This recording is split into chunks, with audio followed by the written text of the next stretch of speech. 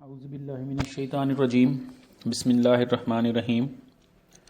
السلام علیکم عزیز طلبہ، میں غضنفر عباس آپ کا اردو ٹیچر۔ عزیز طلبہ، کرونا وائرس کی بڑھتی ہوئی صورتحال کے پیش نظر اداروں میں تعطیلات کر دی گئیں، لیکن چناب کالج جھنگ کی انتظامیہ اور ٹیچرز نے بروقت اقدامات کرتے ہوئے آن لائن کلاسز اور ویڈیو لیکچرز کا سلسلہ شروع کیا تاکہ طلباء کا تعلیمی نقصان کم سے کم ہو اور ان کا تعلیمی سلسلہ جاری رہ سکے۔ آج کے سبق کا آغاز کرتے ہیں۔ جو سبق آج ہم نے پڑھنا ہے وہ ہے نام دیو مالی۔ مصنف کا نام مولوی عبدالحق ہے۔ اس سبق کا ماخذ چند ہم اثر اور صنف کے لحاظ سے یہ سبق خاکہ نگاری سے تعلق رکھتا ہے۔ عزیز طلبہ، خاکہ نگاری کے بارے میں بتا دوں کہ کسی شخص کی زندگی کے کچھ پہلوؤں کو اس انداز میں نمایاں کرنا کہ اس سے اس شخص کا تعارف بھی ہو جائے مگر وہ اس شخص کی سوانح نہ ہو، خاکہ کہلاتا ہے۔ خاکے میں اس شخص کے افکار و کردار، خوبیوں اور خامیوں پر روشنی ڈالی جاتی ہے، اور اردو زبان میں مولوی عبدالحق، رشید احمد صدیقی اور شاہد احمد دہلوی نے نہایت عمدہ خاکے لی۔ مولوی عبدالحق کا تعارف کروا دوں آپ کو کہ مولوی عبدالحق 1872 میں یو پی کے ایک گاؤں ہاپوڑ میں پیدا ہوئے۔ ابتدائی تعلیم فیروز پور میں حاصل کی اور مزید تعلیم کے لیے MAO کالج علی گڑھ میں داخلہ لیا۔ پروفیسر آرنلڈ اور مولانا شبلی کے شاگرد رہے اور مولانا ظفر علی خان ان کے ہم جماعت رہے تھے۔ مولوی عبدالحق محکمہ تعلیم میں مختلف عہدوں پر کام کرتے رہے۔ اورنگ آباد کالج کے پرنسپل بھی رہے، جامعہ عثمانیہ میں صدر شعبہ اردو رہے، انجمن ترقی اردو کے سیکرٹری بھی مقرر ہوئے، لیکن 1936 میں ملازمت سے مستعفی ہو کر اردو زبان و ادب کو ترقی دینے میں مصروف ہو گئے۔ 1949 میں پاکستان آ گئے اور انجمن ترقی اردو پاکستان کے صدر 1961 تک رہے۔ اس کے علاوہ ان کی خدمات زبان و ادب اردو کے اعتراف میں الہ آباد یونیورسٹی اور علی گڑھ مسلم یونیورسٹی نے ڈاکٹریٹ کی اعزازی ڈگریاں عطا کی۔ مولوی عبدالحق ایک بلند پایہ محقق، نقاد، لغت نگار اور عمدہ انشا پرداز تھے۔ اردو زبان و ادب کی ترقی و ترویج کے لیے ساری زندگی جانفشانی سے کام کیا۔ ان کے اسلوب کی بات کی جائے تو مولوی عبدالحق کا ادبی اسلوب صاف، سادہ اور دلکش ہے۔ لغت بھی تیار کیا، لیکن سب سے خوبصورت کام ان کے خاکے ہیں۔ مولوی صاحب کی تصانیف میں مرحوم دلی کالج، سر سید احمد خان، حالات و افکار، اردو کی ابتدائی نشو و نما میں صوفیاء کرام کا کام، افکار حالی، مقدمات عبدالحق، خطبات عبدالحق اور چند ہم سبق کی پڑھائی کا آغاز کرتے ہیں۔ میں پڑھائی کے ساتھ ساتھ مشکل الفاظ کے معنی بھی آپ کو بتاتا چلوں گا، تو وہ آپ ذہن نشین کر لیجئے گا۔ آغاز ہے کہ نام دیو مقبرہ رابعہ دورانی اورنگ آباد دکن کے باغ میں مالی تھا۔ ذات کا ڈھیڑ جو بہت نیچ قوم خیال کی جاتی ہے، قوموں کا امتیاز مصنوعی ہے اور رفتہ رفتہ نسلی ہو گیا ہے۔ سچائی، نیکی، حسن کسی کی میراث نہیں۔ یہ خوبیاں نیچی ذات والوں میں بھی ایسی ہی ہوتی ہیں جیسی اونچی ذات والوں میں۔ کیس ہو، کوہ کن ہو یا حالی، عاشقی کچھ کسی کی ذات نہیں۔ یہاں تک کہ معنی بھی آپ کو پہلے بتا دوں کہ مقبرہ رابعہ دورانی، مقبرہ کہتے ہیں مزار کو، اور مقبرہ رابعہ دورانی اورنگ آباد کے بارے میں بتا دوں کہ یہ مغلیہ دور کا ایک تاریخی مقبرہ ہے جو کئی عمارتوں اور حصوں پر مشتمل تھا۔ اور اسی مقبرے کے ایک حصے میں مولوی عبدالحق نے اپنا دفتر بنا رکھا تھا۔ ڈھیڑ کہتے ہیں کمتر، ادنا، اور نیچ کا مطلب بھی ادنا ہی ہوتا ہے۔ قوموں کا امتیاز مصنوعی ہے، مصنوعی کہتے ہیں دکھاوا ہے، صرف نمائش کے طور پر ہے، اور رفتہ رفتہ نسلی ہو گیا، رفتہ رفتہ آہستہ آہستہ نسلوں سے جڑ گیا۔ لیکن سچائی، نیکی، حسن کسی کی میراث نہیں ہے، یعنی یہ چیزیں ورثہ میں عطا نہیں ہوتی۔ یہ خوبیاں یعنی یہ وصف نیچی ذات والوں میں بھی پائے جا سکتے ہیں۔ کیس مجنوں کو کہتے ہیں۔ کوہکن لفظی معنی تو ہوتا ہے پہاڑ کاٹنے والا، لیکن یہ فرہاد کو کہا جاتا ہے۔ اچھا، اس سے آگے پڑھائی ہے اگلے اقتباس کی کہ مقبرے کا باغ میری نگرانی میں تھا، میرے رہنے کا مکان بھی باغ کے احاطے ہی میں تھا، یعنی اسی کی نگرانی کا معنی میری دیکھ بھال میں، میری حفاظت میں تھا، اور احاطے یعنی اسی کی چار دیواری میں۔ میں نے اپنے بنگلے کے سامنے چمن بنانے کا کام نامدیو کے سپرد کیا۔ سپرد کہتے ہیں ذمہ، یعنی اس کے حوالے کر دیا، اس کے ذمہ لگا دیا۔ میں اندر گھر میں کام کرتا رہتا، میری میز کے سامنے بڑی سی کھڑکی تھی، اس میں سے چمن صاف نظر آتا تھا۔ چمن باغ کو کہتے ہیں، گلستان کو کہتے ہیں۔ لکھتے لکھتے کبھی نظر اٹھا کر دیکھتا تو نامدیو کو ہماتن اپنے کام میں مصروف پاتا، ہماتن پوری توجہ کے ساتھ۔ بعض دفعہ اس کی حرکتیں دیکھ کر بہت تعجب ہوتا۔ تعجب کہتے ہیں حیرانی۔ مثلاً کیا دیکھتا ہوں کہ نامدیو ایک پودے کے سامنے بیٹھا اس کا تھانولا صاف کر رہا ہے۔ تھانولا کہتے ہیں پانی دینے کی جگہ، کہ جہاں پودے بنے ہوتے ہیں اس کے اطراف میں جگہ جو ہے وہ گہری بنا لی جاتی ہے، اور وہاں جو ہے وہ پودوں کے لیے پانی چھوڑ دیا جاتا ہے۔ تھانولا صاف کر کے ہوز سے پانی لیا، ہوز تالاب کو کہتے ہیں، اور آہستہ آہستہ ڈالنا شروع کیا۔ پانی ڈال کر ڈول درست کی، ڈول، بالٹی، اور ہر رخ سے پودے کو مڑ مڑ کر دیکھا، یعنی پودے کو ہر طرف سے، ہر سمت سے بار بار دیکھتا۔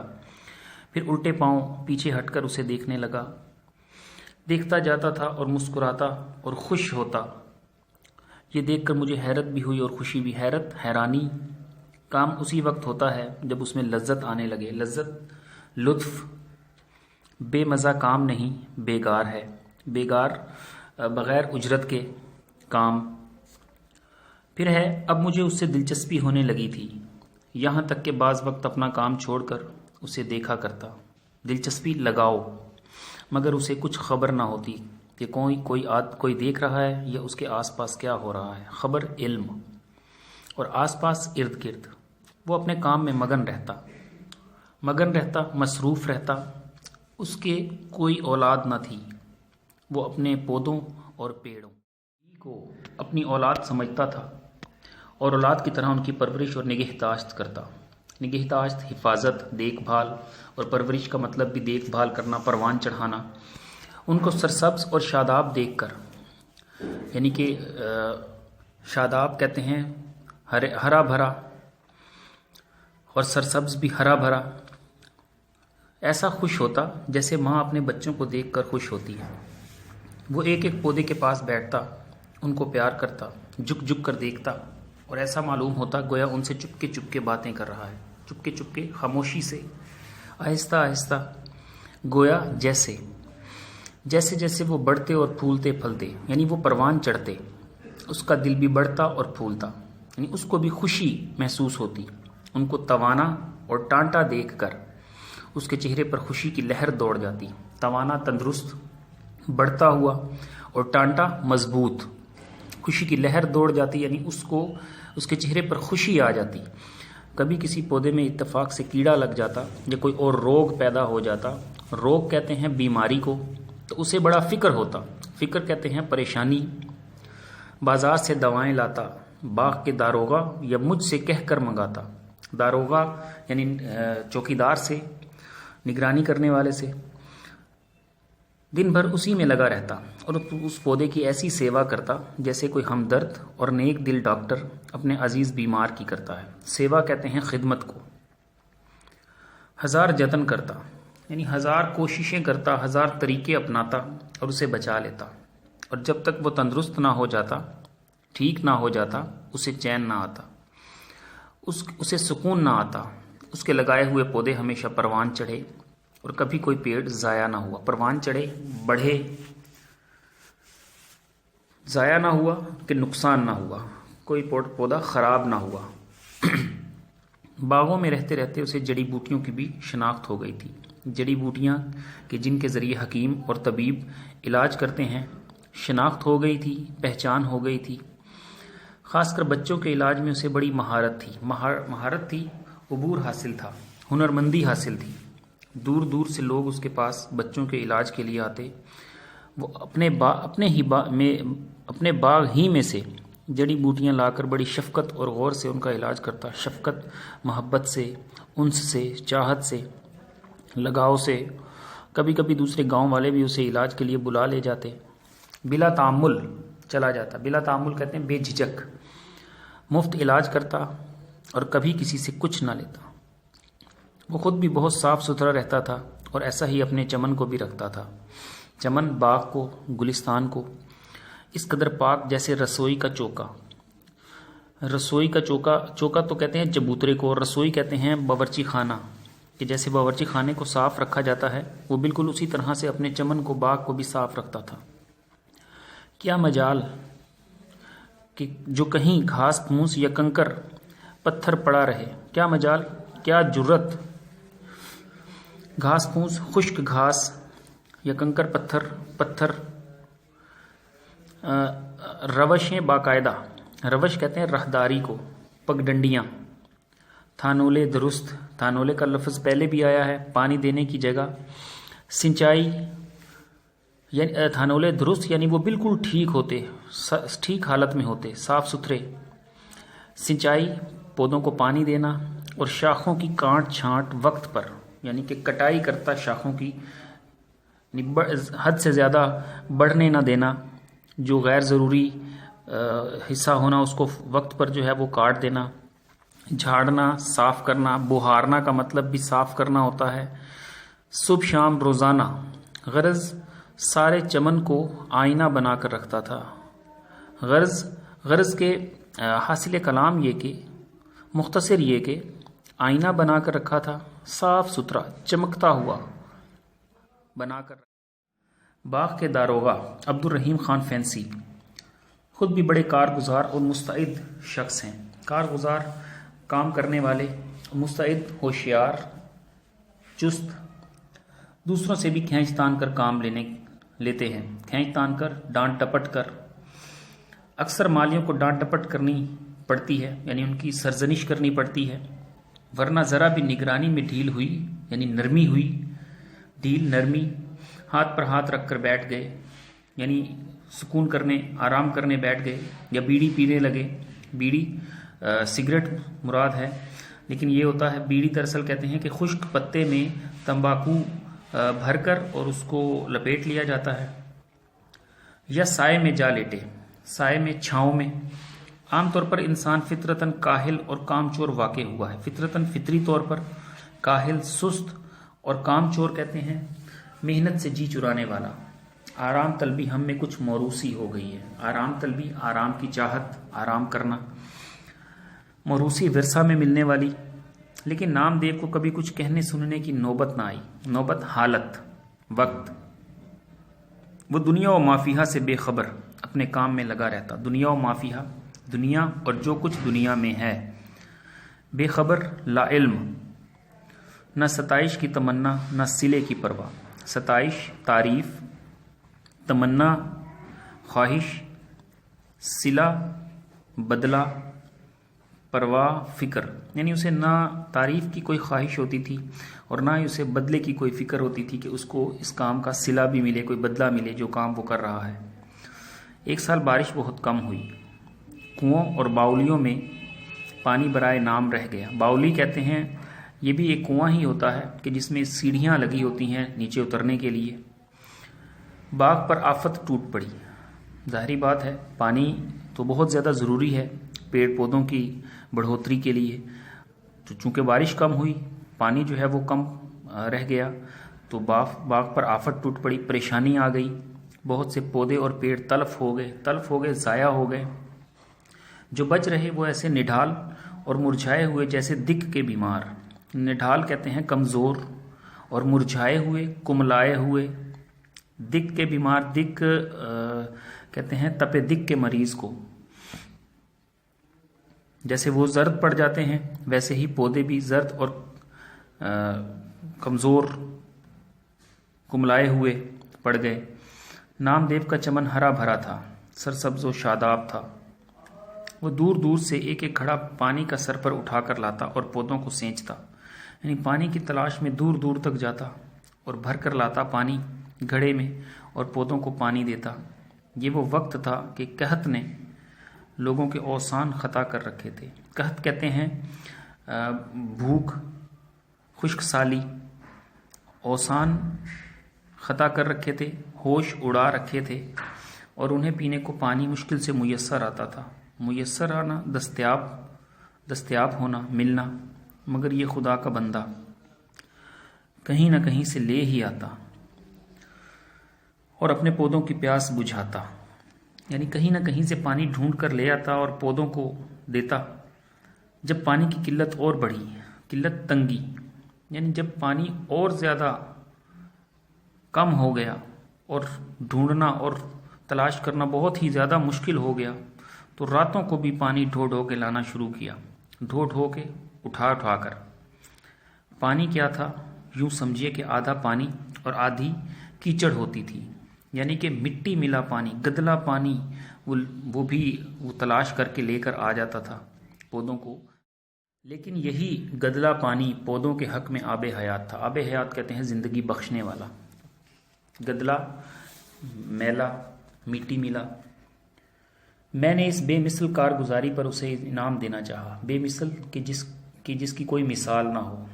کارگزاری، عمدہ کام پر اس نے لینے سے انکار کر دیا، اس نے منع کر دیا، نامدیو نے نہ لیا۔ اس کا کہنا ٹھیک تھا کہ اپنے بچوں کے پالنے پوسنے میں کوئی انعام کا مستحق نہیں ہوتا۔ پالنے پوسنے میں، ان کو پرورش کرنے میں، پروان چڑھانے میں مستحق کہتے ہیں حقدار کو۔ کیسی ہی تنگی ترشی ہو، وہ تو ہر حال میں کرنا ہی پڑتا ہے۔ تنگی ترشی، پریشانی، تنگ دستی۔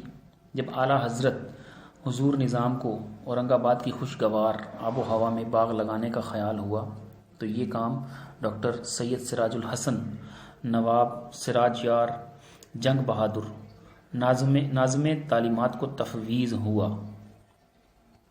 خوشگوار کہتے ہیں عمدہ، اچھی۔ ناظم تعلیمات کا انتظام سنبھالنے والا۔ تفویض ہوا، سپرد ہوا، ان کے ذمہ لگایا گیا۔ ڈاکٹر صاحب کا ذوق باغبانی مشہور تھا، یعنی باغبانی کا شوق۔ مقبرہ رابعہ دورانی اور اس کا باغ، جو اپنی ترتیب و تعمیر کے اعتبار سے مغلیہ باغ کا بہترین نمونہ ہے، مدت سے ویران اور سنسان پڑا تھا۔ یہ وہی مقبرہ رابعہ دورانی کی بات ہوئی ہے کہ جس میں نامدیو جو ہے وہ کام کرتے ہوئے، جس کو مولوی عبدالحق جو ہے ان کا دفتر بھی تھا اور وہ سامنے اس کو دیکھتے تھے۔ مغلیہ باغ کا بہترین نمونہ تھا، عمدہ نمونہ تھا، مدت سے ویران اور سنسان پڑا تھا۔ ایک عرصے سے ویران تھا اور سنسان تھا، یعنی یہاں سناٹا تھا، خاموشی تھی، کسی کا پڑاؤ نہ تھا، قیام نہیں تھا کسی کا یہاں پر۔ وحشی جانوروں کا مسکن تھا۔ مسکن پناہ گاہ کو کہتے ہیں، قیام گاہ کو کہتے ہیں، اور جھاڑ جھنکار سے پٹا پڑا تھا۔ جھاڑ جھنکار کا معنی ہوتا ہے فالتو جڑی بوٹیاں، اور پٹا پڑا تھا، بھرا پڑا تھا۔ اب آج ڈاکٹر صاحب کی بدولت سرسبز و شاداب اور آباد نظر آتا ہے۔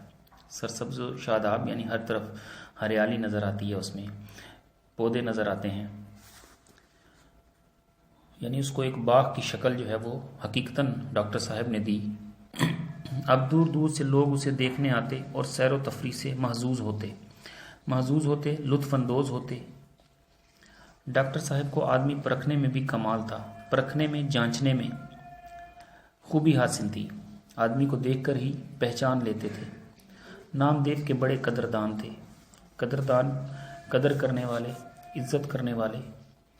مقبرے سے شاہی باغ میں لے گئے، یعنی اس مقبرے سے جو شاہی باغ تھا وہاں لے گئے، یعنی جو شاہی محل تھا، بادشاہ کا محل تھا، اس کا جو باغ تھا وہاں اسے لے گئے، اور پھر شاہی باغ آخر شاہی باغ تھا، یعنی پھر شاہی باغ کا تو کہنا ہی کچھ اور تھا۔ کئی نگران کار اور بیسیوں مالی، اور مالی بھی کیسے، ٹوکیو سے جاپانی، تہران سے ایرانی اور شام سے شامی آئے تھے۔ یعنی وہاں پر کوئی ایک مالی نہیں تھا، کوئی ایک نگران کار یعنی دیکھ بھال کرنے والا نہیں تھا، بہت زیادہ دیکھ بھال کرنے والے اور کئی مالی، اور مالیوں میں بھی ایسے کہ کوئی ٹوکیو سے جاپانی آیا ہوا، کوئی ایران سے اور کوئی شام سے آیا ہوا۔ ان کے بڑے ٹھاٹ تھے، ٹھاٹ شان و شوکت کو کہتے ہیں۔ یہ ڈاکٹر صاحب کی اپج تھی، اپج کہتے ہیں انوکھی بات، نرالی بات۔ وہ شاہی باغ کو حقیقت میں شاہی باغ بنانا چاہتے تھے۔ یہاں بھی نامدیو کا وہی رنگ تھا، یعنی شاہی باغ چونکہ بادشاہ کے محل کا باغ تھا، تو وہ حقیقتاً اس کو ایسا باغ بنانا چاہتے تھے جو کہ واقعی لگے کہ یہ بادشاہ کا کہ محل کا باغ ہے۔ وہی رنگ تھا، وہی انداز تھا۔